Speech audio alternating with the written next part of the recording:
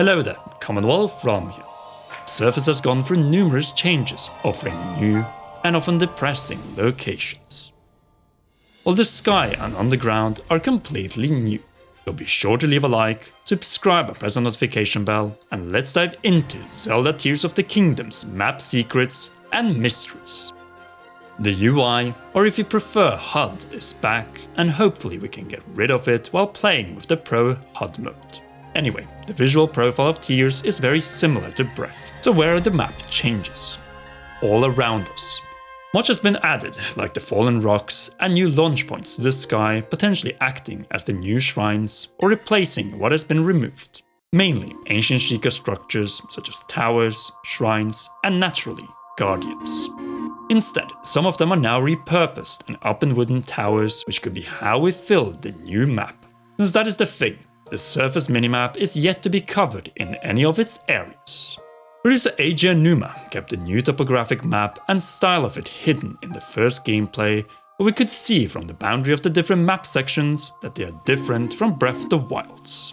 Instead, we got a first glimpse of the map of a few sky islands, upscaled by us to 4K, and which we will get back to.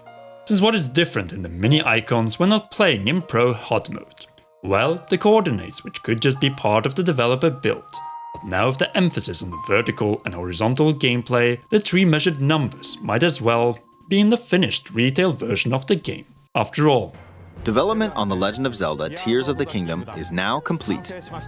Now then, let's get into the surface, which we across several videos now have presented as the same 72 square kilometers, what we mapped out through the hero's path in Breath of the Wild. But now it needs to be remapped as our Sheikah map is no longer there. And likely we have the wooden towers for that, but perhaps also to use them as transport points, as that is what it wrote on the Guardians.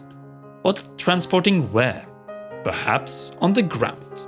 And that is the thing about Tears of the Kingdom. It doesn't have one map like Breath of the Wild, but 3, though all of them are connected.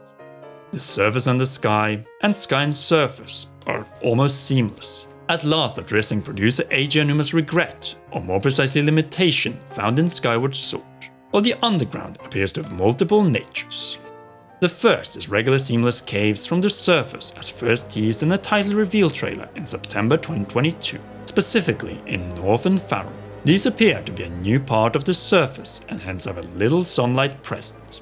Some of these might not require a torch or luminous stones to navigate at daytime, and it might be in these that we find the scene where Link was chased by Hinox, as I think Link tries to run back to the entrance. Also, it isn't as pitch dark as the other scenes from the underground, but in more the seamless caves found in the sky, and which we in both cases are likely to be able to ascend through when the right criteria are met. More on ascend in a second, but first let's go over the dark underground, or deep ground as I like to call it, since these areas might not be connected to the surface at all outside of transport towers drilled down by the Sheikah. Enough about the dark, instead let's focus on the light, at least during daytime, as here we find a lot of secrets and changes from Breath of the Wild. And naturally, we have to talk about the impact of Ganondorf's return on the surface. When Link was knocked off the Sky Islands by the soldier construct, or in the original Japanese Golem, we could clearly see that each territory of Hyrule has seen changes. The most dramatic is naturally the giant crater or the Great Hyrule Forest, and within it, the Great Deku Tree used to stand. Now it is an even more depressing sight than Hyrule Castletown, but the Koroks are still around on the surface, along with the newcomers, Zone A constructs / golems. No matter what, the new area in the place of the Great Deku Tree could hide brand new secrets, mysteries, and most likely challenges, as it is so close to the elevated castle occupied by Ganondorf. We also know that the Great Plateau has changed, and overall far more of central Hyrule is now covered by pools of malice compared to the few areas in 2017. Still, much of the heart of Hyrule and the kingdom that Ganondorf aims to eliminate stands, but I see new and altered enemies added to the mix. The same can be said about Necluda, as the stable next to Fort Ateno appears to be unchanged, unlike the shrine that used to stand next to it. Instead, we now have one of the circular or spiral replacements and fallen sky rocks in its immediate proximity. Speaking of the stables, they might potentially offer blacksmith services based on the smoke, compatible Hylian retrievers, and wooden workstations for building Zonai tech-powered vehicles. We also know that Hateno Village stands, and has been expanded since we finished the renovation of Link's house. Most of all, we have seen the inclusion of new mystical light structures, which are a little reminiscent of those found underground. Also, no more Sheikah tech at the exterior of Pura's lab, so I guess that calmed down the villagers.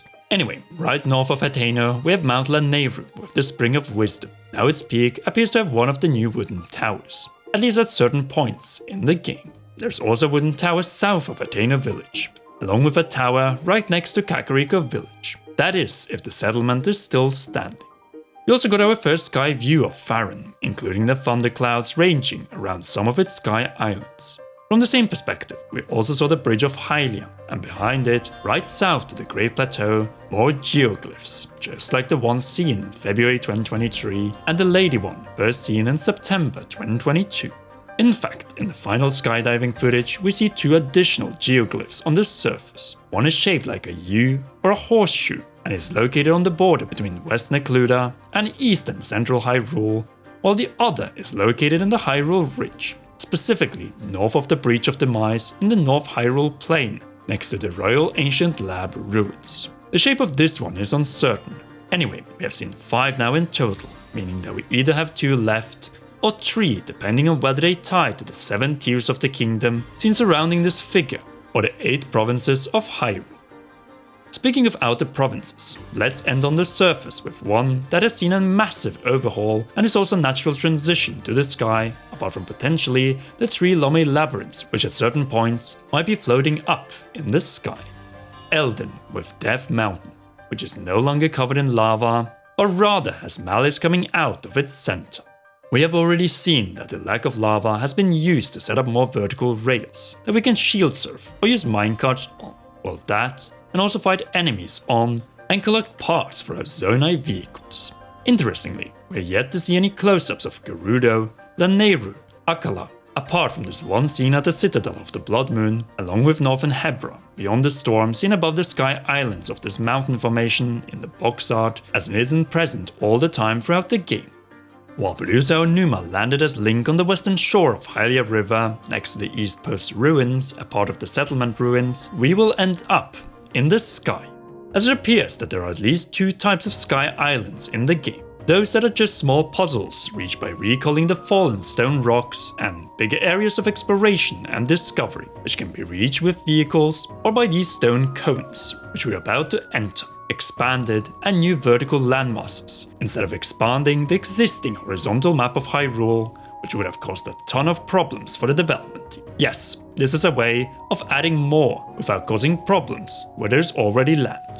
Anyway, the sky is also known as the realm of the golden trees, most likely inspired by the golden leaves of the ginkgo trees during the fall, one of which I even brought back from where Tears of the Kingdom was developed, namely Kyoto. And this city is famous for its Shinto torii gates and iconic Buddhist pagodas, all key to Japanese spiritual life. Seeing this, the Sky Islands might very well be the Golden Land of Zelda, or the Sacred Realm, or at the very least where Skyloft used to be, and which we probably should nickname Skyrule. Alright, when it comes to the maps, we only have a minimap on the bigger island, which might very well be the Great Plateau of this game. When we add to the fact that this one is floating above, well, not far away from the Great Plateau, I think we get a bigger picture.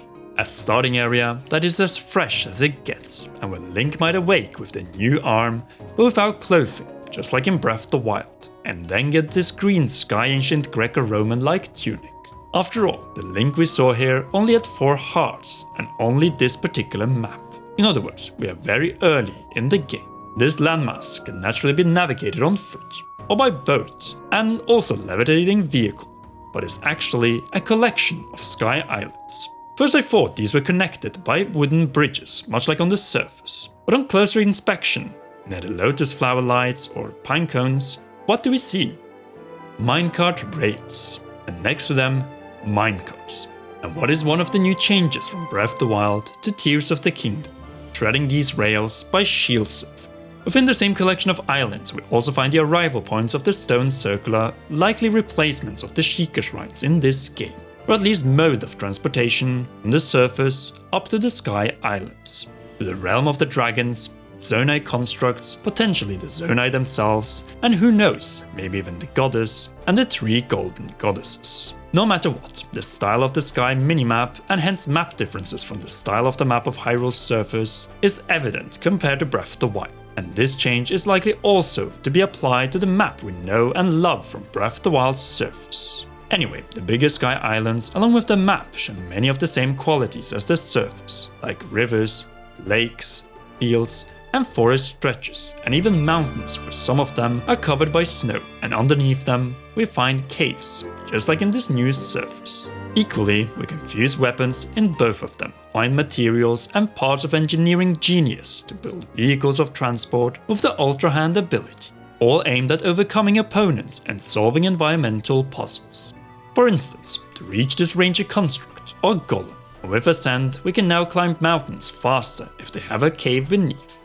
This right here is a redefinition of gameplay and the map of Hyrule, and now it's Sky Islands. Speaking of redefinition, you should check out our last video, Zonai Fusing.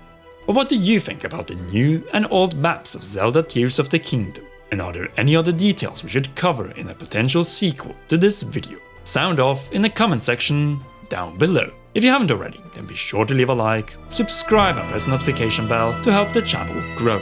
Last but not least, a big thanks for watching until the end to all of you, and to all our patreon.com/Cameron patrons, and in particular our raw producer Charles Shash. You rock, and please enjoy one or both of these 2 awesome videos.